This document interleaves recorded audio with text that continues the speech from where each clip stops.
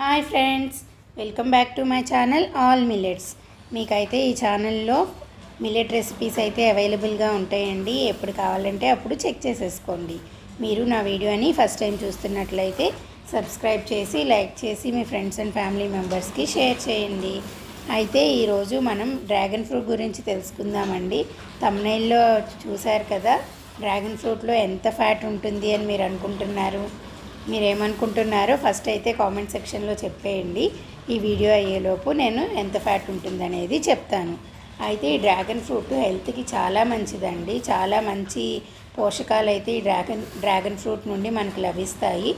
ముందు దీనిలో ఏముంటాయో చూద్దాము. యాంటీ ఆక్సిడెంట్స్ పుష్కలంగా ఉంటాయండి. హై ఇన్ ఫైబర్ కంటెంట్ బాగా ఉంటుంది. దానివల్ల it helps in digestion and healthy gut కోసం అవసరమైన ప్రోబయోటిక్స్ కూడా మనకి డ్రాగన్ ఫ్రూట్ నుండి లభిస్తాయి. అండ్ ఇమ్యూన్ సిస్టమ్ని స్ట్రెంగ్తెన్ చేస్తుంది. బ్లడ్ షుగర్ లెవెల్స్ని స్టెబిలైజ్ చేస్తుంది. స్కిన్ హెల్త్ని ఇంప్రూవ్ చేస్తుంది.